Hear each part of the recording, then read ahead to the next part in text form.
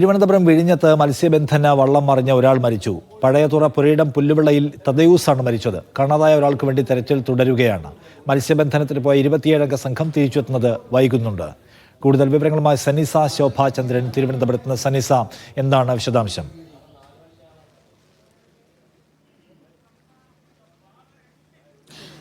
നിഷാദ്, വിഴിഞ്ഞം തീരം ആശങ്കയിൽ തുടരുകയാണ്. ഇന്ന് 3 സംഭവങ്ങളാണ് വിഴിഞ്ഞം തീരത്തുണ്ടായിരിക്കുന്നത്. അതിൽ ആദ്യത്തെ തന്നെ മത്സ്യബന്ധനത്തിന് പോയ 5-അംഗ സംഘം സഞ്ചരിച്ച വള്ളം മുങ്ങുകയായിരുന്നു.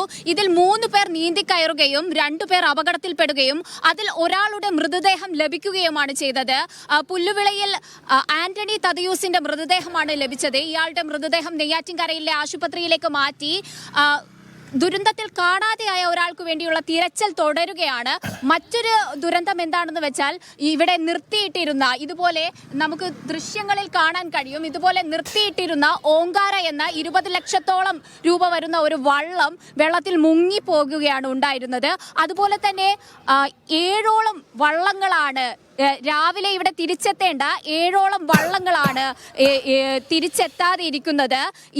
ഈ വള്ളങ്ങളിൽ 27ഓളം പേർ കുടുങ്ങിക്കിടക്കുന്നുണ്ട് എന്നാണ് ലഭിക്കുന്ന വിവരം. രാവിലെ എത്തേണ്ട വള്ളമാണ് ഇതുവരെ എത്തിയിട്ടില്ല. ഈ വള്ളങ്ങളിലുള്ളവരുടെ ഫോൺ സ്വിച്ച് ഓഫ് ആണെന്നുള്ള വിവരവും ലഭിക്കുന്നുണ്ട്. മഴ കനത്ത ഒരു സാഹചര്യമാണ്.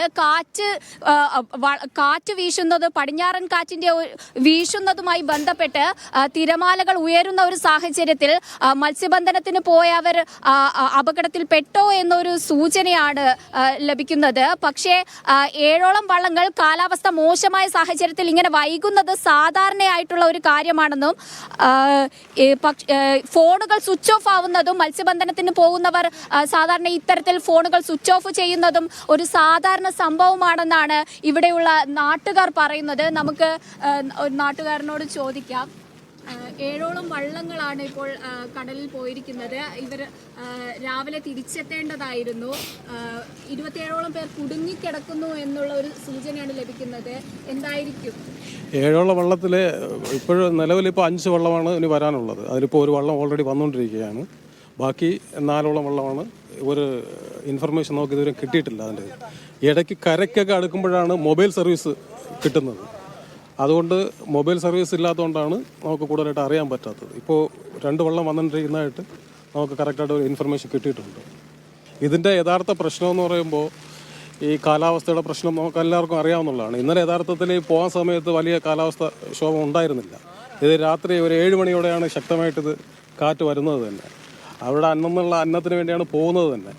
അപ്പോൾ ഇതിൽ വന്നിട്ട് ഗവൺമെൻറ് ശ്രദ്ധ ചെലുത്തി ഈ സമയങ്ങളിൽ, കാലാവസ്ഥ മോശമായി വരുന്ന സമയങ്ങളിൽ ഈ പാവപ്പെട്ട മത്സ്യത്തൊഴിലാളികൾക്ക് എന്തെങ്കിലും ചെറിയ സഹായങ്ങൾ നൽകുകയാണെങ്കിൽ അവർ ഈ കാലാവസ്ഥ ഉണ്ടെങ്കിൽ ഒരിക്കലും പോകത്തില്ല. അവിടെ വളരെ ബുദ്ധിമുട്ടും ഗതികേടും കൊണ്ടാണ് അവർ പോകുന്നത് തന്നെ. നിഷാദ്, കള്ളക്കടൽ ആക്രമണത്തിൽ റെഡ് അലേർട്ട് പ്രഖ്യാപിച്ചിട്ടുള്ള ഒരു ഏരിയയാണ് തിരുവനന്തപുരം തീരത്ത് റെഡ് അലേർട്ടാണ്.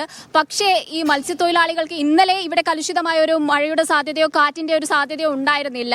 ഒരു ഒറ്റപ്പെട്ട ഇടങ്ങളിലായിരുന്നു കാറ്റും മഴയും ഉണ്ടായിരുന്നത്. ഇന്നലെ രാത്രിയോടെയാണ് ഇവിടെ മഴ കനത്തത്.